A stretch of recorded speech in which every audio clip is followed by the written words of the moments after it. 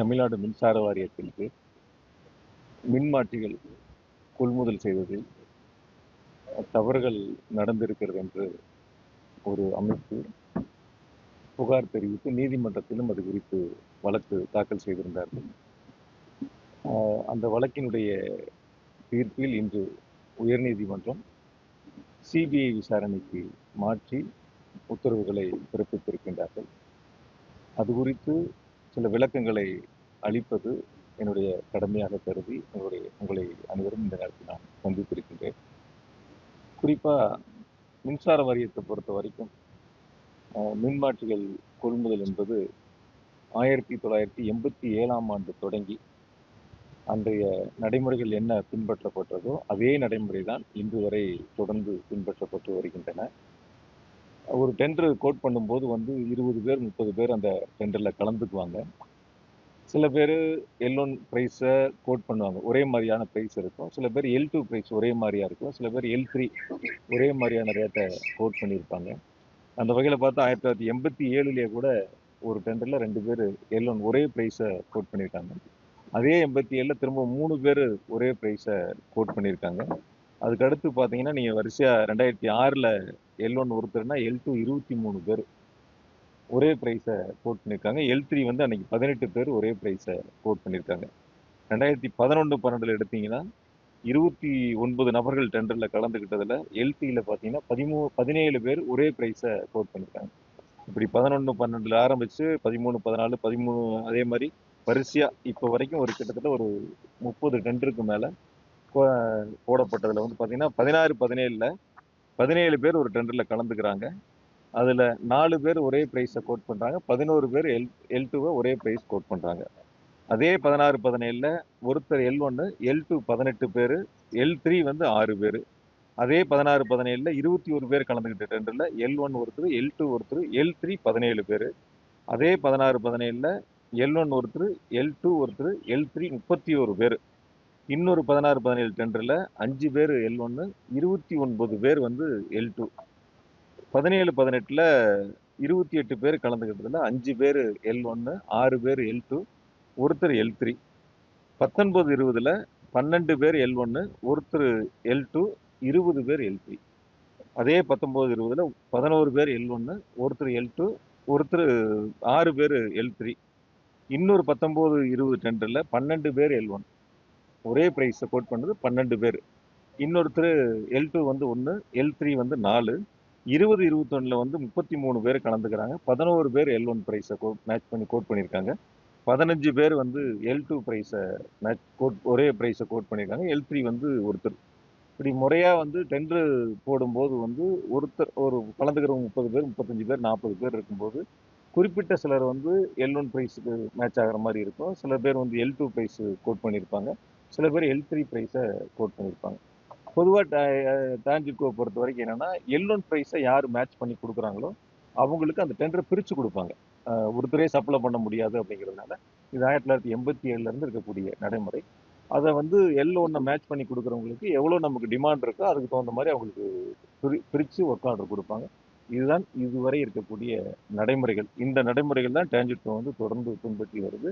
இது இல்லாமல் இந்த டெண்டரை ஸ்க்ரூட்டினி கமிட்டி ஒன்று இருக்குது, அதுக்கப்புறம் போர்டு கமிட்டி ஒன்று இருக்குது. 3 கமிட்டி இருக்குது. இதில் இந்த டெண்டரை ஃபைனல் பண்ணுறதுக்கு சீனியர் ஆஃபீஸர்ஸ் இருக்கக்கூடிய 3 கமிட்டிகள் தான் இந்த டெண்டரை ஃபைனல் பண்ணி இந்த ஆர்டர் கொடுக்கலாமா வேண்டாமான்னு முடிவெடுக்கிறது.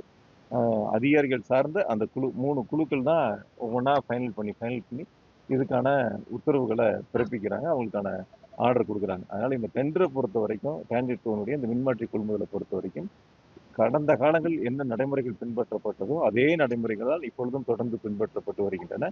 இடையில சில நேரங்கள் ஆட்சி மாறி இருக்கலாம். ஆட்சி மாறி இருந்தாலும் கூட அப்பொழுதும் அதே காலத்தில் இந்த நடைமுறைகள் தான் பின்பற்றப்பட்டிருக்கின்றன. ஆனால் குறிப்பாக அந்த ஒரு அமைப்பு தாக்கல் செய்த வழக்கில் ஏதோ இப்பொழுது இந்த 4-5 ஆண்டுகளுக்குள்ள டான்ஜெட்கோல தவறு நடந்ததை போல தனியாக அதை பிரித்து எடுத்து நீதிமன்றத்திலே வழக்கை தாக்கல் செய்திருக்கின்றார். அது குறித்து புகாரையும் கொடுத்திருக்கின்றார்கள். நீதிமன்றம் என்று சிபிஐ விசாரணைக்கு என்று உத்தரவுகளை பிறப்பித்திருக்கின்றார்கள். ஆகையால் என்னை பொறுத்த வரைக்கும் நான் அந்த டான்ஜெட்கோனுடைய முதலமைச்சருடைய வழிகாட்டுதலோடு பொறுப்பு பார்த்ததுனால சொல்றேன், எந்த இடங்களிலும் டான்ஜெட்கோ அல்லது அரசு நிர்வாகம் இதில் எந்தவித தவறுகளுக்கும் இடமில்லை. முறையாக 3 குழுக்கள் அதை பரிசீலித்து ஒவ்வொரு டெண்டரும் இறுதி முடிவு எடுத்துதான் அதற்கான உத்தரவுகள் வழங்கப்பட்டிருக்கின்றன. எந்த இடங்களிலும் அரசுக்கோ டான்ஜெட்கோக்கோ ஒரு ஒரு நயா பைசா கூட இழப்பு ஏற்படவில்லை என்பதை மிக தெளிவாக உங்கள் மூலமாக நான் தெரிவித்துக் கொள்கின்றேன். சார் அவங்க என்னன்னா ஒரே பிரைஸை கோட் பண்ணியிருக்காங்க, எப்படி கோட் பண்ணுவாங்கிறது அவங்களுடைய கேள்வி. ஒரு பிரைஸை கோட் பண்றது வந்து நம்ம யாரையும் கேள்வி கேட்க முடியாது. 40 பேர் கலந்துக்கிறாங்க, 10 பேர் ஒரு பிரைஸை கோட் பண்ணியிருப்பாங்க, இன்னும் 10 பேர் L2 பிரைஸ் கோட் பண்ணியிருப்பாங்க, இன்னொரு 15 பேர் வந்து L3 பிரைஸை கோட் பண்ணியிருப்பாங்க. இது நம்ம அவங்ககிட்ட கொஸ்டின் கேட்க முடியாது. கடைசியா என்ன பண்றோம், நமக்கான ரேட் சூட்டபிள் ரேட் இருந்தா போர்டு வந்து என்னன்னா பிரைஸை குறைப்பாங்க. அவங்ககிட்ட கூப்பிட்டு எல்லோனையே பிரைஸை கூப்பிட்டு பேசி பிரைஸை குறைப்பதற்கான முயற்சிகள் எடுப்பாங்க. அந்த பிரைஸ் குறைச்சதுக்கு அப்புறம் யாரெல்லாம் L2 L3ல வந்து L1 பிரைஸை மேட்ச் பண்றாங்களோ அவங்களுக்கு அந்த ஆர்டரை பிரிச்சு கொடுப்பாங்க. இதுதான் இருக்கக்கூடிய வழக்கமான நடைமுறை. அதுல வந்து எந்த விதமான தவறுகளுக்கு இடையில எந்த ஒரு ஒரு துளி நயா பைசா கூட டான்ஜெட்கோவுக்கு எந்த விதமான இழப்பும் ஏற்படல.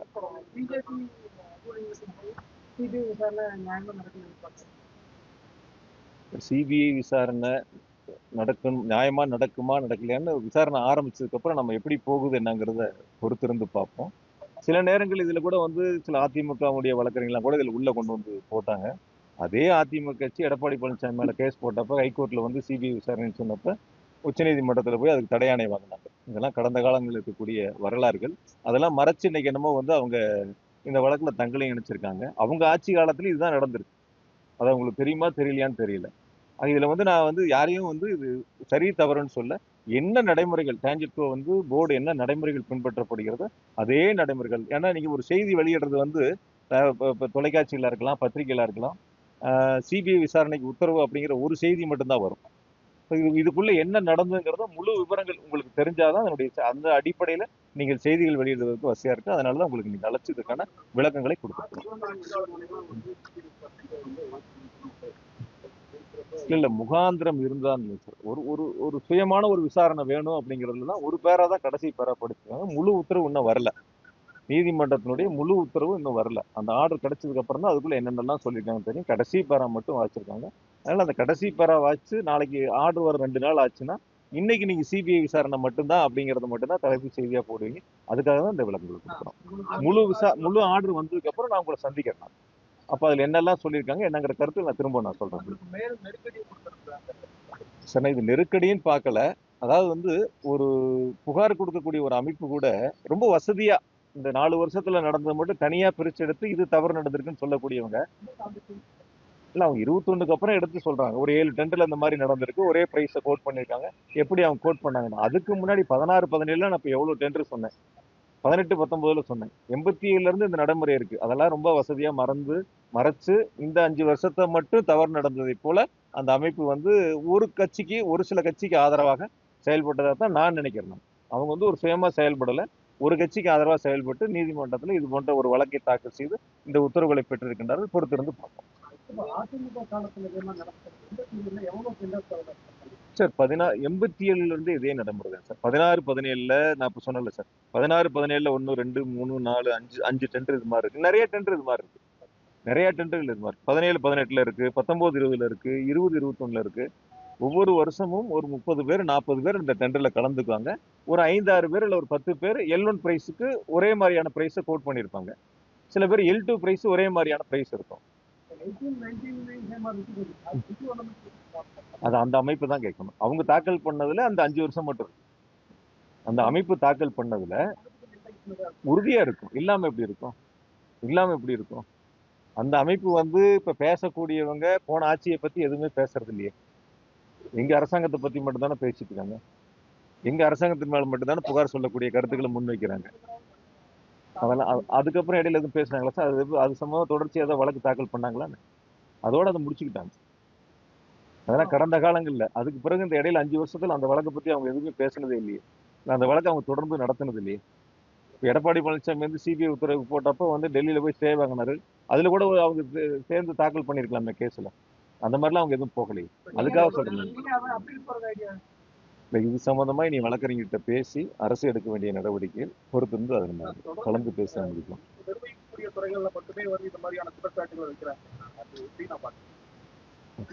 அதாவது பொதுவெளியில் மக்கள் மன்றத்தில் வீழ்த்த முடியாதவர்கள் நீதிமன்றத்திற்கு போறாங்க. அந்த வழக்கு தாக்கல் செய்யப்பட்டதால் ஒருவர் குற்றவாளி என்பதை போல ஒரு தோற்றத்தை உருவாக்க முயற்சிக்கிறாங்க. அந்த வழக்கு தாக்கல் செய்யப்பட்டவுடன் அதிமுக இருக்கட்டும், பிஜேபியா இருக்கட்டும், அவங்களுடைய நிர்வாகிகளா இருக்கட்டும், சமூக வலைத்தளத்திலையும் சில அவங்களுடைய பேட்டிகளையும் பார்க்கும்போது, ஏதோ குற்றச்சாட்டு நிரூபிக்கப்பட்டதை போல அவங்களுடைய கருத்துக்களை பொதுவெளியில உங்ககிட்ட கூட செய்தியாளர் சந்திப்புல கூட அந்த கருத்துக்களை தொடர்ந்து முன்வைக்கிறாங்க. அதுக்கு சில உதாரணங்களை இந்த தேர்தல் காலத்துல நம்மளும் பார்த்தோம். ஒரு உதாரணங்கள், அதாவது வடக்கு தொகுதியில பிஜேபியில போட்டியிட்ட அந்த வேட்பாளர் வந்து தெற்குல இருந்து அவங்க வடக்குக்கு போனாங்க. என்னை பத்தி சில கருத்துக்கள்லாம் அதுல கூறியிருந்தாங்க. அதுல ரொம்ப கடுமையான வார்த்தைகள்லாம் பயன்படுத்தி இருந்தாங்க. ஒரே ஒரு கேள்வி அவங்க கிட்ட கேட்கறேன் நானு. 2000 இப்ப நாடாளுமன்ற தேர்தல் நடந்து முடிஞ்சது. அந்த நாடாளுமன்ற தேர்தல்ல பிரதமரும் உள்துறை அமைச்சரும் எடப்பாடி பத்தி பேசுனதை ஒரு தடவை அவங்க போட்டு பார்த்துட்டு அவங்க பதில் சொல்லிட்டாங்க. அந்த அதிமுக அரசாங்கத்தை பத்தி அரசாங்கம் ஆட்சியில் இருக்கும்போது கூட உள்துறை அமைச்சரும் மோடியும் பிரதமரும் என்ன வந்து அதிமுக பத்தி ஊழல் அரசாங்கம் எப்படிப்பட்ட அரசாங்கிறதெல்லாம் அவங்களாம் சொன்னாங்க. அதெல்லாம் வந்து அவங்களுக்கு தெரியும். அதெல்லாம் ஒரு முறை திரும்ப ஒரு முறை போட்டு பார்த்துட்டு மறந்துருப்பாங்க. ஏன்னா அவங்களுக்கு ஏன் கொஞ்சம் மறந்ததுனால இதெல்லாம் ஞாபகம் இருந்திருக்காது. இப்ப நான் ஞாபகப்படுத்துறேன். ஒரு முறை அவங்க வந்து இதெல்லாம் போட்டு பார்த்துட்டு பிரதமர் என்ன பேசினாரு எடப்பாடி பத்தி அரசாங்கத்தை பத்தி உள்துறை அமைச்சர் என்ன பேசினாங்க அந்த தேர்தல்ல என்ன கருத்துக்கள்லாம் முன் வச்சாங்கன்னு பார்த்துட்டு அதுக்கப்புறம் மற்ற அரசியல் எங்களை பத்தி பேசினாங்கன்னா நியாயமா இருக்கும். மக்கள்கிட்ட போய் சந்திச்சு வாக்குகளை கேட்டு வெற்றி பெற முடியாதவங்க தனிப்பட்ட முறையில தாக்குதல் விமர்சனங்கள் என்பது ஏதோ நீதிமன்றத்தில் வழக்கு தாக்கல் செய்யப்பட்ட உடனேயே தீர்ப்பு வந்ததை போல தண்டனை வழங்கப்பட்டதை போல ஒரு கருத்தை முன்வைக்கிறதுங்கிறது தான் என்னை பொறுத்த வரைக்கும் ஏற்படுவதில்லை. இப்படி பார்த்தா நிறைய அரசியல் தலைவர் மேல நிறைய அரசியல்வாதிகள் மேல கேஸ் இருக்கு. அது தீர்ப்பு வரணும். இப்ப டெல்லி வந்து முதலமைச்சர் மேல கெஜ்ரிவால் மேல கேஸ் போட்டாங்களே என்னாச்சு? அந்த வழக்கு என்னாச்சு? ஒரு வழக்கினுடைய இறுதி தீர்ப்பு வருவதற்கு முன்பாகவே வந்து அதிமுக பிஜேபி எல்லாம் வந்து அவங்க மேல இருக்கிற கேஸ் எல்லாம் விட்டுருவாங்க. மற்றவங்க மேல இருக்கிற கேஸ் மட்டும் வசதியா எடுத்துக்குவாங்க. பொறுத்திருந்து பார்ப்போம்.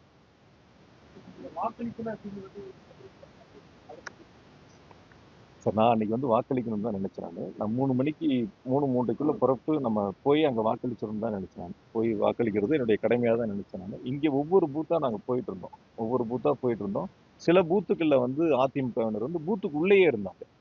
சில பூத்துக்குள்ள பூத்துக்கு உள்ளேயே இருந்தாங்க. ஏஜென்ட் இல்லாதவங்களும் பூத்துக்குள்ளேயே இருந்தாங்க.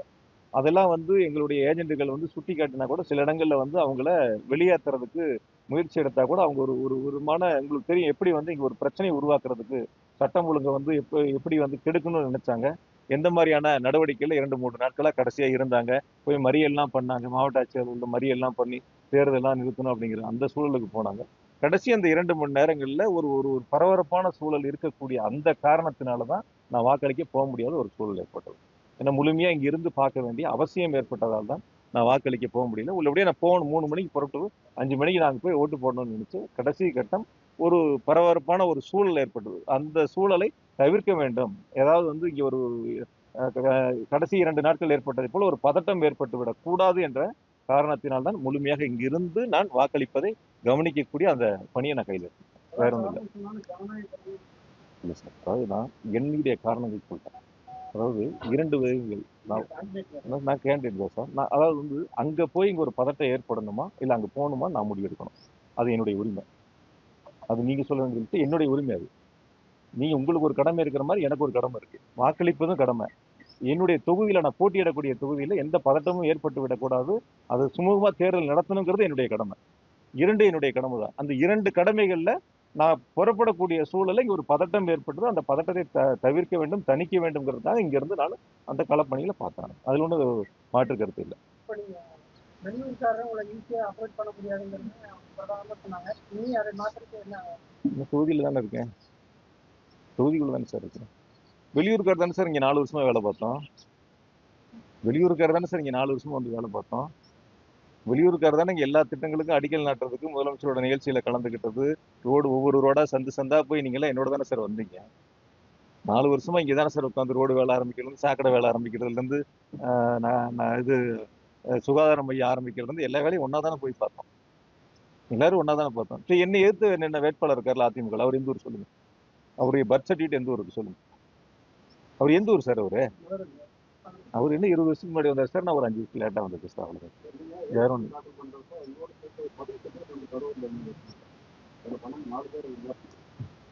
என்ன காரணமா இருக்கும்? பின்னாடி பார்த்தா உங்களோட போட்டோஸ் இருக்கு. அவங்க போஸ்ட்ல இருக்கு. இது உங்க மேல வச்ச குற்றச்சாட்டு அவங்க என்ன உங்களோட ஆதரவு நீங்க வந்து சரி, இப்ப நாடாளுமன்ற தேர்தல் இருந்ததுல முன்னாடி நாடாளுமன்ற தேர்தல் நடந்ததுல அப்ப சில பேர் போட்டிட்டாங்கல்ல, அதுல வேட்புமனு தாக்கல் பண்ணாங்கல்ல, அவங்களே எந்தெந்த ஊரை சார்ந்தவங்க, எந்தெந்த ஊரை சார்ந்தவங்க? சார் ஒருத்தர் ரெண்டு பேர் இருந்தா என்ன சார், 5 பேர் இருந்தா என்ன சார்? ஒருத்தர் ரெண்டு பேர் இருந்தா என்ன, ஒருத்தர் ரெண்டு பேர் இருந்தா சரி, 5 பேர் இருந்தா தவறா சார்? 5 பேர் இருந்தா தவறா சார்? அதான் அவங்கவுங்க விருப்பம் சார். அது ஒரு சில பேர் என்ன தோக்கடிக்கிறதுக்காக கூட தாக்கல் பண்ணியிருக்கலாம். அப்படி இருக்கலாம்ல. இவர் நிக்கிறாரு, இவர் தோக்கடிக்கணும் அப்படிங்கிறதுக்காக கூட தாக்கல் பண்ணியிருக்கலாம். எங்க கரூர்ல நிக்கல, அவர் இங்க வந்துட்டார், நாங்களும் இங்க நிக்கிறோம், அவர் தோக்கடிக்கும் கூட தாக்கல் பண்ணியிருக்கலாம். அந்த மாதிரி எடுத்து பாருங்க. உறுதியா சார், எந்த ஒரு டிஎம்கே பொறுப்புல இருக்கிறவங்களும் அந்த மாதிரி வேட்புமனு தாக்கல் செய்ய மாட்டாங்க. அப்படி தாக்கல் செஞ்சா உறுதியா தலைமை நடவடிக்கை எடுக்கும். அந்த மாதிரிலாம் இருந்தால் நடவடிக்கை எடுப்பாங்க தலைமையில. சுயேட்சை அந்த மாதிரி யாரும் போட முடியாது, கட்சி பொறுப்புல இருக்கிறவங்க. அதுல இன்றைய பத்திரிகையாளர் சந்திப்பை பொறுத்த வரைக்கும் இந்த சிபிஐ விசாரணையுடைய உத்தரவு குறித்து உங்களுக்கு சில விளக்கங்களை கொடுப்பதற்காகத்தான் நாம் சந்தித்திருக்கின்றோம். இந்த உரிய விளக்கங்கள் என்பது ஏற்கனவே 87 நடைமுறை பின்பற்றப்பட்ட நடைமுறைதான் இப்பொழுதும் பின்பற்றப்படுகிறது. ஆகையால் மின்சார வாரியத்திற்கோ தமிழ்நாடு அரசிற்கு ஒரு நயா பைசா கூட எந்த விதமான இழப்பும் ஏற்படவில்லை. முழுக்க முழுக்க அந்த அமைப்பு என்பது அரசியல் காழ்ப்புணர்ச்சிக்காக யாரோ தூண்டுதலின் பெயரில் இந்த வழக்கை தாக்கல் செய்திருக்கின்றார்கள். நீதிமன்றத்தில் நிச்சயமாக இந்த வழக்கு குறித்து உரிய விளக்கங்களை கொடுத்து நாங்கள் நிரூபித்து வெளியிடுவோம்.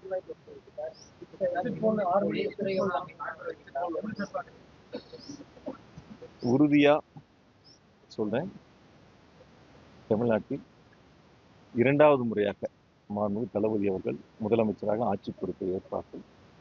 அது உறுதி, எந்த விதமான மாற்று கருத்தும் இல்லை. கோவையை பொறுத்தவரை 10 தொகுதிகளும் திமுக கூட்டணி வெற்றி பெற வேண்டும் என்ற முனைப்போடு நாங்கள் தேர்தல் களத்தில் நின்று மிக சிறப்பாக தோழமை இயக்கங்களை அரவணைத்து பணியாற்றி இருக்கின்றோம். அந்த நாங்கள் எடுத்திருக்கின்ற முயற்சி 10க்கு 10 வெற்றி என்ற இலக்கை நோக்கி நாங்கள் பயணித்திருக்கின்றோம். நிச்சயமாக வெற்றி பெறுவோம். மேற்கு மண்டலத்தை பொறுத்தவரை 35 தொகுதிகள் மாண்பு முதலமைச்சர்கள் என்னிடத்தில் பணியாற்றக்கூடிய வாய்ப்பை தந்த தொகுதியில் 35 தொகுதியிலும் வெற்றி பெற வேண்டும் என்ற முனைப்போடு தான் நாங்கள் தேர்தல் பணிகளை முன்னெடுத்திருக்கின்றோம். நிச்சயமாக நாங்கள் வெற்றி பெறுவோம்.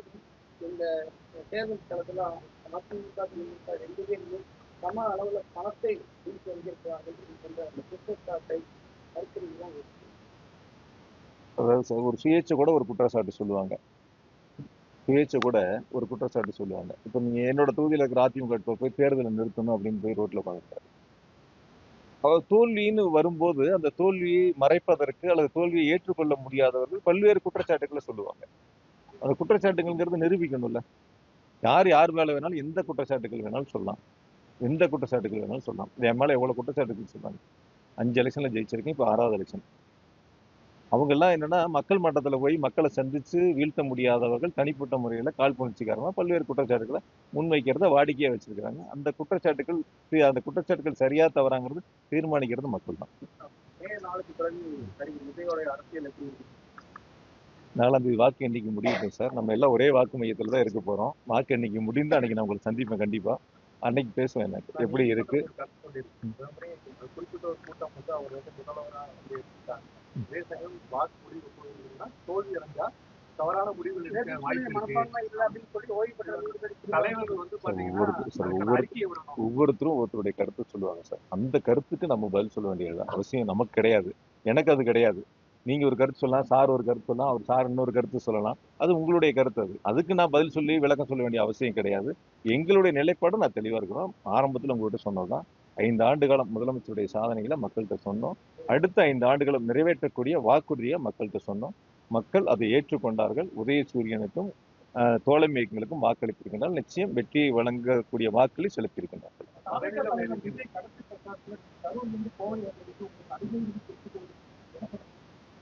அதாவது நான் வந்து பல நேரங்களில் சொல்லியிருக்கேன். சில பேர்த்த பத்தி பதில் சொல்லி என்னோட நேரத்தை வீணடிக்க வேண்டியதில்லை, உங்களோட நேரத்தை வீணடிக்க வேண்டியதில்லை. அரசியல் களத்துல வந்து பொதுவா நான் ஒரே ஒரு கருத்தை மட்டும் சொல்றேன். கரூர்ல நடந்த கூட்டம் அவங்க கூட்டம். இறந்தது 41 பேர். பாதிக்கப்பட்ட பல பேர் மருத்துவமனையில் இருந்தாங்க. அன்னைக்கு எல்லாம் விட்டுட்டு ஓடிட்டாங்க. கூட்டம் நடத்தினவங்க விட்டுட்டு ஓடிட்டாங்க.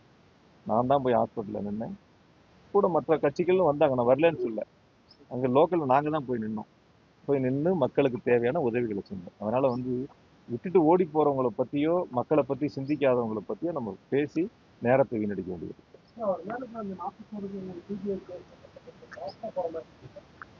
தெரியல சார், பார்ப்போம். எப்படி போகுதுன்னு பார்ப்போம். என்ன நடந்துட்டு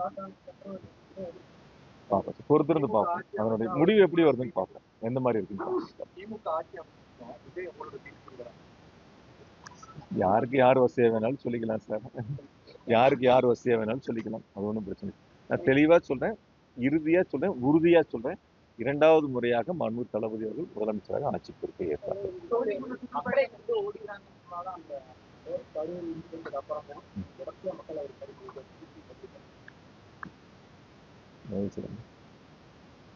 உங்களுக்கு ஒரு 100 பேர் வரலாம், அவருக்கு ஒரு 1000 பேர் வரலாம், அவருக்கு ஒரு 5000 பேர் வரலாம். ஒவ்வொருத்தருக்கும் ஒவ்வொருக்கான கூட்டம். ஒரு மாவட்டத்துக்கு போகும்போது ஒரு 10 தொகுதி இருக்குன்னா ஒரு 10,000 பேர் கலந்துக்கிறாங்கன்னா தொகுதிக்கு ஒரு 1000 பேர். ஆனா அந்த தொகுதியில 2.5 லட்சம் வாக்காளர் இருப்பாங்க. இந்த 1000 பேரோ அந்த 10,000 பேரோ தீர்மானிக்கக்கூடிய சக்திகள் அல்ல. அவங்களோட ஓட்டு இருக்கு, இல்லைன்னு சொல்லல. பட் அதுவே வெற்றிக்கான ஒரு வாக்குகளா அல்ல, நான் பார்த்த வரைக்கும். அதனால எந்த இடங்கள்லயும் வாக்கு எண்ணிக்கை 4ஆம் தேதி முடியட்டும். எவ்வளவு வாக்குகள் வருது, யாராருக்கு எவ்வளவு வருது அப்படிங்கறத பொறுத்து இருந்து பார்ப்போம். அன்னைக்கு நம்ம பேசுவோம். ஒண்ணு மட்டும் நான் உங்களுக்கு ரொம்ப தெளிவா சொல்லிடுறேன். நான் அன்னைக்கே சொன்னேன் பலமுறை, அன்னைக்கு ஒரு பேட்டியில கூட சொன்னேன். சில தொலைக்காட்சிகள் என்னன்னா கேட்டுக்கிட்டே நிக்கிறாங்க. கேட்டை திறக்கிறது ஒரு லைவு, காரு ரோட்ல எம்டியா போறது ஒரு லைவு, ஏர்போர்ட்டுக்கு வர்றது ஒரு லைவு. எந்த இடமே எனக்கு தெரிஞ்சு இப்படி ஒரு அரசியல் கட்சியினுடைய தலைவர்களுக்கு பொதுவா முதலமைச்சர், பிரதமர், எதிர்கட்சி தலைவர்லாம் பேசும்போது ஒரு லைவ் காட்டுவாங்க, அல்லது அந்த கூட்டம் இருக்கிற இடத்துல ஒரு லைவ் காட்டுவாங்க. இப்போ ரோட் ஷோ ஆரம்பிக்கிறாங்கன்னா அந்த ஆரம்பிக்கிற இடங்கள்ல இருந்து ஒரு லைவ் போடுவாங்க, கூட்டம் முடிகிற வரைக்கும் அந்த லைவ் இருக்கும். சில நேரங்கள் நானே நிறைய தொலைக்காட்சிகளை பார்க்கும்போது வெறும் கேட்டை திறக்கிற மாதிரி ஒரு லைவ், அதுக்கடுத்து காருக்கு முன்னாடி முழுசா சாத்தி இருக்கு, உள்ள பூரா கருப்பு ஸ்டிக்கர் ஒட்டி இருக்கு, இருக்காங்களா இல்லையானே தெரியல, கார் எம்டியா இல்ல டிரைவர் இருக்காரா இல்ல அதுவே ஆட்டோமேட்டிக் காரான்னு தெரியல, அது ஒரு லைவ். ரோட்ல முன்னாடி ஒரு வண்டி லைவ் வண்டி போட்டு பின்னாடி போற காருக்கு ஒரு லைவ். எனக்கு தெரிஞ்சு கொஞ்சம், அதாவது என்ன சார், நம்ம தான் சார், நம்ம யாருங்கிறத எப்படிங்கிறத நம்ம தான் தீர்மானிக்கணும். நம்ம அந்த இடத்துல இருக்கோம், எது சரியா இருக்கும் தவறா இருக்குங்கிறத பார்க்கணும். ஒரு பேசக்கூடிய இடங்கள்ல, ஒரு பப்ளிக் க்ரௌட் இருக்கிற இடங்கள்ல லைவ் காட்டுறவங்கிறது யாரு? பொதுவா சொல்ல வரக்கூடிய நாட்கள்ல யாருக்கா இருந்தாலும் சரி, யாரையும் நான் தனிப்பட்ட முறையில் இன்னாருன்னு சொல்லல, யாருக்கா இருந்தாலும் சரி நம்ம அந்த இடங்கள்ல சரியா செய்யணுங்கிறது என்னுடைய கருத்து. அவ்வளவுதான். உங்களுக்கு பிடிச்சா நீங்க போறீங்க, எனக்கு பிடிச்சா நான் போறேன், சாருக்கு பிடிச்சா சார் போறாரு, விடுங்க. ஆமா, உறுதியா பண்ணியிருக்கேன். அடுத்த கட்டத்துக்கெல்லாம் ரெடி ஆயிட்டேன். 11 வார்டுக்கும் 11 ஆபீஸ் போட போறோம், இடம் பார்த்துட்டு இருக்கோம். ஒரு வார்டுக்கு ஒரு ஆபீஸ் போட போறோம், ஒவ்வொரு வார்டுலயும் ஒரு எம்எல்ஏ ஆபீஸ் இருக்கும். நிச்சயமா அதுக்கான இடங்கள் இப்ப பார்த்துட்டு இருக்கோம். 4ஆம் தேதி வாக்கு எண்ணிக்கை முடிஞ்ச உடனே 1 மாத காலத்துக்குள்ள அப்படியே அலுவலகங்கள் ஏன் வரட்டுங்க, எங்களுக்கு நம்பிக்கை இருக்குங்க ஜெயிப்போன்னு. ஏங்க சொல்லிட்டு போறாங்க சார், எல்லாரும் சுயேட்சை கூட தான் சார் சொல்லுவாங்க நான் ஜெயிப்பேன்னு சொல்லிட்டு. நாங்க இடங்கள் பாக்குறதுக்கான வேலைகள் தொடங்கிருக்கோம். உறுதியா எங்க மேல எங்களுக்கு நம்பிக்கை இருக்கு, மக்கள் எங்க மேல நம்பிக்கை வச்சிருக்காங்க, அதனால சொல்றேன் நான்.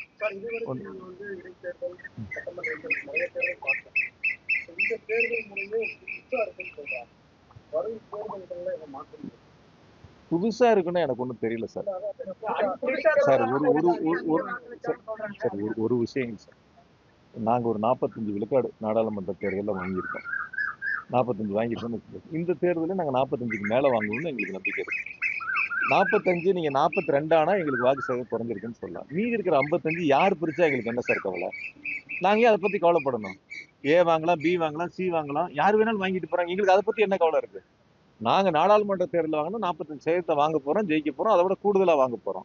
நீ 3 பேர் போட்டி போட்டா எங்களுக்கு என்ன, 4 பேர் போட்டி போட்டா எங்களுக்கு என்ன, அதை பத்தி நாங்க ஏன் இவங்க எவ்வளவு வாங்குவாங்க, அவங்க எவ்வளவு வாங்குவாங்க, எங்களுக்கு அந்த கவலையே கிடையாது. எங்களுக்கு அதை பத்தி யோசிக்கிறதுக்கான நேரமும் கிடையாது. எங்க ஓட் பேங்கை நாங்க தக்க வைக்கிறோம். எங்க மக்கள், எங்களுக்கு வாக்களிக்கக்கூடிய மக்கள் இந்த தேர்தலில் வாக்களிப்பது தயாரா இருந்தாங்க, வாக்களிச்சாங்க. நன்றி. பொறுமையா பொறுமையா பொறுமையா பொறுமையா இன்னொரு சந்தர்ப்பங்களை சந்திப்போம். நன்றி. இல்ல, அது சம்பந்தமா எந்த முடிவும் இப்ப எடுக்கல. வழக்கறிஞர்கிட்ட பேசிட்டு அப்புறம் முடிவு எடுப்போம். ஏன்னா இப்ப இன்னைக்கு காலையில தான் வந்திருக்கு, இன்னும் முழு ஆர்டர் வரணும் சார். அது அவருடைய நீதிமன்றத்தினுடைய முழு ஆர்டர் வந்த பிறகு அதை படிச்சுட்டு அதுக்கப்புறம் தான் அது சம்பந்தமா முடிவு எடுப்போம். நன்றி.